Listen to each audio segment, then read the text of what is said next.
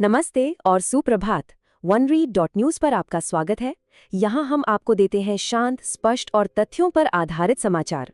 तो आज हम सिर्फ खबरें पढ़ेंगे नहीं, बल्कि हम बनेंगे जासूस। हम इन सारी बिखरी हुए खबरों के बीच के छिपे हुए धागों को ढूंढेंगे और उन्हें एक साथ जोड़कर पूरी तस्वीर देखेंगे। तैयार हैं? चलिए शुरू करते हैं।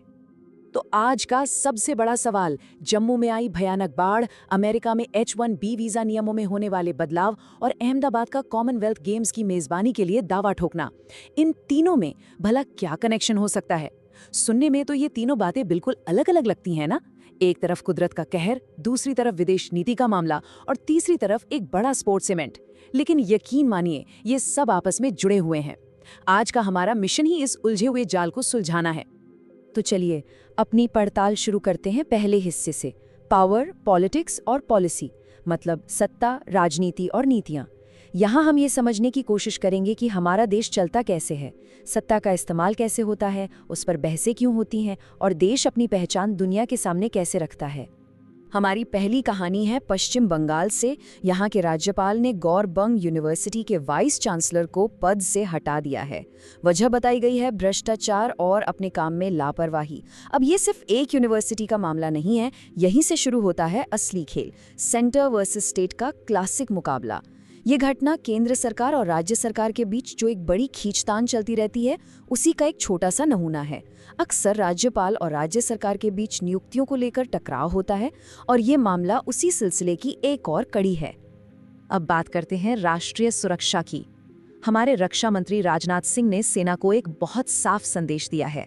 संदेश यह है कि अब छोटी तेज लड़ाइयों यानी स्प्रिंट्स की तैयारी मत करो, बल्कि लंबे चलने वाले युद्धों यानी मैराथन के लिए तैयार रहो। सोचिए जरा, ये सोच में कितना बड़ा बदलाव है। इसका मतलब है कि भारत अब ये मानकर चल रहा है कि भविष्य में अगर कोई टकराव हुआ तो वो जल्दी खत्म नहीं होगा। और इस एक सोच से हमारी सेना की तैयारी, हथियारों की खरीद और सैनिकों की ट्रेनिंग, सब कुछ बदल जाएगा। और दूसरी तरफ दुनिया के मंच पर भारत अपना कद बड़ा कर रहा है। सरकार ने अहमदाबाद को 2030 के कॉमनवेल्थ गेम्स के लिए बोली लगाने की इजाजत दे दी है। इसे कहते हैं सॉफ्ट पावर का इस्तेमाल। ये सिर्फ खेल का आयोजन नहीं है दोस्तों, ये एक बहुत बड़ा दाव है। इसमें शहर का पूरा इंफ्रास्ट्रक्चर बदल जाएगा, भारी निवेश होगा और दुनिया भर में एक संदेश जाएगा कि भारत अब बड़े से बड़े ग्लोबल इवेंट्स को होस्ट करने के लिए तैयार है। ये दुनिया को अपनी ताकत दिखाने का एक तरीका है। तो ये तो हुई सरकार और राजनीति की बात, पर इस पूरी मशीनरी का एक और बहुत जरूरी हिस्सा है हमारी न्यायपालिका। वो कैसे काम करती है? चलिए सुप्रीम कोर्ट कॉलेजियम को समझते हैं। ये एक बहुत ही अनोखा सिस्टम है जहां जज ही दूसरे जजों को चुनते हैं। इसे बनाया इसलिए गया था ताकि जजों की नियुक्ति में राजनीति का कोई दखल न हो और न्यायपालिका आज़ाद रहे। लेकिन कई बार इस पर सवाल भी उठते हैं कि इसकी प्रक्रिया पारदर्शी नहीं है। तो समझिए, ये प्रक्रिया एक तरह की खिंचतान जैसी है। सबसे पहले सुप्रीम कोर्ट के सबसे सीनियर जज मिलकर कुछ नामों की सिफारिश करते हैं। फिर वो लिस्ट सरकार के पास जाती है। सरकार अपनी इंटेलिजेंस एजेंसियों से उन नामों की जांच करवाती है। जांच के बाद या तो सरकार उन नामों पर मोहर लगा देती है या फिर कुछ सवाल उठाकर लिस्ट वापस कॉलेजियम को भेज देती है। और फिर कहीं जाकर आखिरी फैसला होता है और नियुक्ति होती है। इसमें न्यायपालिका की आज़ादी और सरकार की निगरानी के बीच एक संतुलन बनाना होता है, जिसमें अक्सर काफ़ी वक्त लग जाता है। अब यहाँ एक बहुत ही दिलचस्प या कहूँ कि हैरान करने वाली बात सामने आती है। एक तरफ कॉलेजियम ने 14 हाईकोर्ट जजों के तबादले की सिफारिश की है, जो अभी भी प्रक्रिया में है, लेकिन दूसरी तरफ सुप्रीम कोर्ट में 2 नए जजों की नियुक्ति की सिफारिश को सरकार ने सिर्फ 2 दिन में हरी झंडी दे दी। ये बिल्कुल असाधारण है, क्योंकि आमतौर पर इस काम में हफ्ते या महीने लग जाते हैं। इतनी तेजी इस बात का संकेत देती है कि न्यायपालिका और सरकार के बीच एक जबरदस्त तालमेल है, जो आमतौर पर कम ही देखने को मिलता है। चलिए अब गेर बदलते हैं और एक ऐसे मुद्दे पर आते हैं जो हम सबको सीधे तौर पर छूता है, हमारा पर्यावरण। ये एक ऐसी जंग है जो तरक्की और कुदरत के बीच लगातार चल रही है। यहाँ हम विकास, राष्ट्रीय सुरक्षा और हमारे प्लानेट की सेहत के बीच उस नाजुक संतुलन को समझने की कोशिश करेंगे, जहाँ हर फैसला बहुत मायने रखता है। जम्मू कश्मीर से खबर है कि 4 दिन की लगातार मूसलाधार बारिश ने वहाँ तबाही मचा दी है। कई इलाकों में भयानक बाढ़ आई हुई है। हालात इतने गंभीर हैं कि लोगों को बचाने के लिए भारतीय वायुसेना को मैदान में उतरना पड़ा है। हजारों लोगों को सुरक्षित जगहों पर पहुंचाया गया है, लेकिन सड़कें, पुल सब तबाह हो चुके हैं। ये कुदरत के कहर की एक जीती जागती तस्वीर है। और ठीक इसी जगह पर, इसी वक्त एक ऐसा फैसला लिया गया है जो थोड़ा सोचने पर मजबूर करता है। उसी जम्मू कश्मीर में सिंधु नदी के बेसिन पर बन रहे बड़े बड़े हाइड्रो इलेक्ट्रिक प्रोजेक्ट्स को पर्यावरण की गहरी जांच से छूट दे दी गई है। और वजह क्या बताई गई है? राष्ट्रीय सुरक्षा। ये एक अजीब विरोधाभास है ना? एक तरफ हम बाढ़ की तबाही झेल रहे हैं और दूसरी तरफ उसी नाजुक इलाके में पर्यावरण से जुड़े नियमों को ढीला कर रहे हैं। ये वाकई एक बहुत ही मुश्किल संतुलन है। अब चलते हैं दिल्ली। दिल्ली एक बार फिर दुनिया के 10 सबसे प्रदूषित शहरों की लिस्ट में शामिल हो गई है। यहाँ का एयर क्वालिटी इंडेक्स 178 पर है, जबकि सुरक्षित लिमिट 50 मानी जाती है। मतलब हवा जितनी साफ होनी चाहिए उससे 3 गुना ज्यादा जहरीली है। और ये कहानी तो हर साल की है ना? जैसे ही सर्दियां आने लगती हैं ये मुसीबत लौट आती है और ऐसा लगता है कि हम इसके लिए कभी तैयार ही नहीं होते। सरकार, नीतियां, पर्यावरण, इन सब के बीच में है आम लोग, आम नागरिक। अब हम बात करेंगे उन खबरों की जिनका सीधा ताल्लुक आम जिंदगी से है। यहाँ हम देखेंगे कि लोग, कानून, सरकार और एक दूसरे के साथ कैसे पेश आते हैं और रोजमर्रा की जिंदगी में हमारे सामाजिक ताने बाने की परीक्षा कैसे होती है। दिल्ली में 20 कॉलेजों में एक साथ बॉम्ब होने की अफवाह फैली। सोचिए क्या माहौल रहा होगा। डर, अफरा तफरी, भगदड़। बाद में पता चला कि ये सब झूठी खबरें थी। लेकिन इससे एक बात साफ होती है, आतंक फैलाने वालों का मकसद सिर्फ जान लेना नहीं होता।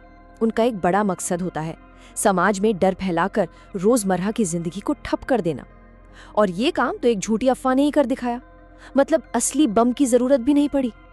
अब राजस्थान से एक अच्छी खबर। सुप्रीम कोर्ट के एक आदेश के बाद वहां की सरकार ने आवारा कुत्तों के लिए नए नियम बनाए हैं। इन नियमों में कहा गया है कि उनके साथ इंसानियत से पेश आया जाए और उनके खाने पीने के लिए तय जगहें बनाई जाएं। ये एक बेहतरीन मिसाल है कि जब नागरिक अपनी आवाज उठाते हैं और कानून का दरवाजा खटखटाते हैं तो बदलाव आता है। ये लोकतंत्र की एक छोटी सी पर बहुत अहम जीत है। उत्तर प्रदेश के गाजियाबाद में एक विकलांग महिला से जुड़ा मामला सामने आया, जिस पर राष्ट्रीय मानवाधिकार आयोग यानी NHRC ने खुद ही संज्ञान लिया है। NHRC का यही काम है, ऐसे मामलों को सामने लाना और सरकारी अधिकारियों पर कार्रवाई करने के लिए दबाव बनाना। जैसा कि यहाँ कहा गया है, NHRC एक ऐसा वॉचडॉग है जो भौंकता तो जोर से है पर काट नहीं सकता। तो सवाल उठता है कि अगर NHRC के पास किसी को सजा देने की पावर नहीं है तो उसका फायदा क्या है? फायदा है उसके भौंकने में। जब NHRC नोटिस भेजता है तो मीडिया का ध्यान उस मामले पर जाता है, जनता में बात होती है और अधिकारियों पर एक नैतिक दबाव बनता है कि वो कुछ करें। और अब रुख करते हैं बिहार का, जहां राजनीतिक सरगर्मी बढ़ गई है। MK स्टालिन और राहुल गांधी जैसे विपक्ष के बड़े नेता वोटर अधिकार यात्रा में शामिल हुए हैं। उनका आरोप है कि वोटर लिस्ट में गड़बड़ी की जा रही है। अब बस ये समझ लीजिए कि आने वाले चुनावों का बिगुल बज चुका है। ये यात्रा अपने समर्थकों में जोश भरने और चुनावी लड़ाई के लिए माहौल बनाने की एक कोशिश है। अब तक हम देश के अंदर की बातें कर रहे थे, पर हम एक बुलबुले में तो नहीं रहते हैं ना। दुनिया में जो कुछ भी होता है उसकी लहरें हम तक पहुंचती जरूर हैं। इस हिस्से में हम देखेंगे कि कैसे अंतर्राष्ट्रीय घटनाएं हमारी अर्थव्यवस्था, लोगों के करियर और विदेश नीति पर सीधा असर डालती हैं। अमेरिका से एक बड़ी खबर आ रही है। वहां की कॉमर्स सेक्रेटरी ने H1B वीजा सिस्टम को भयानक बताया है। ये एक इशारा है कि इस सिस्टम में बहुत बड़े बदलाव हो सकते हैं और इसका सीधा असर पड़ेगा हमारे हजारों इंडियन प्रोफेशनल्स पर, जिनका पूरा करियर इसी वीजा पर टिका है। सोचिए, अमेरिका में एक बयान दिया जाता है और यहाँ भारत में हजारों परिवारों की रातों की नींद उड़ जाती है। इसे कहते हैं ग्लोबल कनेक्शन। हमारे वित्त मंत्रालय की एक रिपोर्ट में टर्शरी इफेक्ट्स या तृतीयक प्रभावों का जिक्र है। ये सुनने में बड़ा भारी भरकम शब्द लगता है, पर इसका मतलब बहुत आसान है। सोचिए, आपने एक शांत तालाब में एक पत्थर फेंका। जहाँ पत्थर गिरा वो हुआ सीधा असर, लेकिन उस पत्थर से जो लहरें उठीं और दूर किनारे तक गईं, वो है सेकेंडरी और टर्शियरी इफेक्ट्स। मतलब किसी एक आर्थिक घटना के वो असर जो सीधे नहीं दिखते पर धीरे धीरे पूरी अर्थव्यवस्था में फैल जाते हैं। ये स्लाइड इस चेन रिएक्शन को बहुत अच्छे से समझाती है। मान लीजिए अमेरिका ने भारत से आने वाले किसी सामान पर 50% टैक्स लगा दिया। इसका पहला असर क्या होगा? शायद भारत में उस सामान को बनाने वाली एक फैक्ट्री बंद हो जाए। ये हुआ सेकेंडरी इफेक्ट। लेकिन कहानी यहीं खत्म नहीं होती। जब फैक्ट्री बंद होगी तो उसमें काम करने वाले मजदूर चले जाएंगे और उन मजदूरों की वजह से जो आसपास की चाय की दुकानें या किराने की दुकानें चलती थी, उनका धंधा भी चौपट हो जाएगा। यह है टर्शरी इफेक्ट।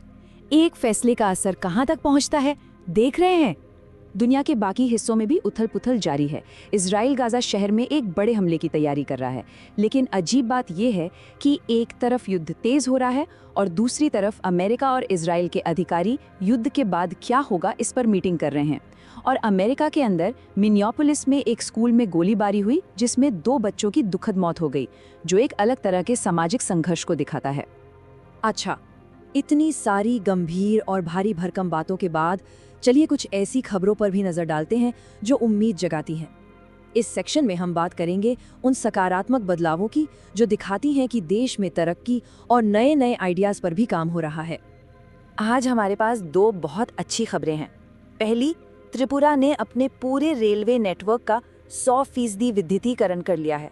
मतलब अब वहाँ सारी ट्रेनें बिजली से चलेंगी।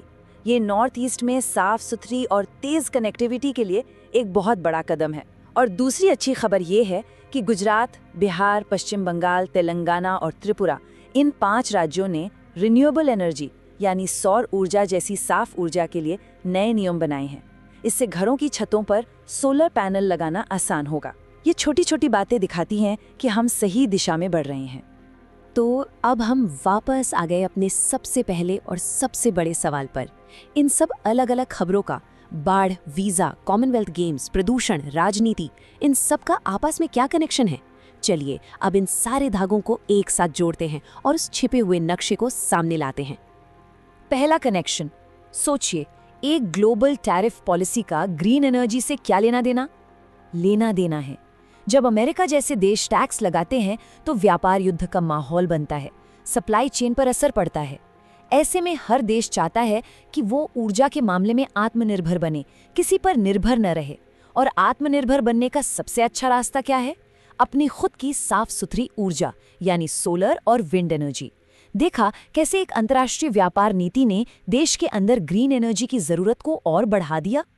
दूसरा कनेक्शन, एक तरफ हम कॉमनवेल्थ गेम्स की मेजबानी करके दुनिया को अपनी ताकत दिखाना चाहते हैं और दूसरी तरफ हमारे ही शहर के कॉलेजों में बम की एक अफवाह से दहशत फैल जाती है। ये क्या दिखाता है? ये हमारी महत्वाकांक्षा और जमीनी हकीकत के बीच का अंतर दिखाता है। ये दोनों सच्चाइयां एक ही देश की हैं और एक ही समय पर मौजूद हैं। देश की बड़ी तस्वीर और आम नागरिक की रोजमर्रा की चुनौती दोनों साथ साथ चलती हैं। तो आज का सबक ये है, खबरें सिर्फ वो नहीं होती जो घटित होती हैं। खबरें असल में कारण और प्रभाव का एक नक्शा होती हैं। एक घटना दूसरी को जन्म देती है, एक नीति का असर किसी दूसरी चीज पर पड़ता है। आज हमने सिर्फ खबरें सुनी नहीं, हमने उस नक्शे को पढ़ना सीखा है। उम्मीद है अब जब आप कल की सुर्खियां देखेंगे तो आप भी उनके बीच के इन छिपे हुए कनेक्शंस को तलाशने की कोशिश करेंगे। हमें स्पॉटिफाई और यूट्यूब पर फॉलो करें और इस जानकारी को हर सुबह 8 बजे सुनें। हमें पूरी उम्मीद है कि सिर्फ तथ्य आपके सामने रखकर हमने आपको दिन की घटनाओं की अपनी एक स्पष्ट समझ बनाने में मदद की है। हमारा मिशन है कि हम आपको शोर शराबे से दूर सिर्फ तथ्यों पर आधारित और संक्षिप्त समाचार दें। आज सुनने के लिए आपका बहुत बहुत धन्यवाद। हम कल सुबह 8 बजे और सुर्खियां लेकर वापस आएंगे। तब तक मुस्कुराते रहें और इस दुनिया को सभी के लिए एक बेहतर जगह बनाते रहें। नमस्कार।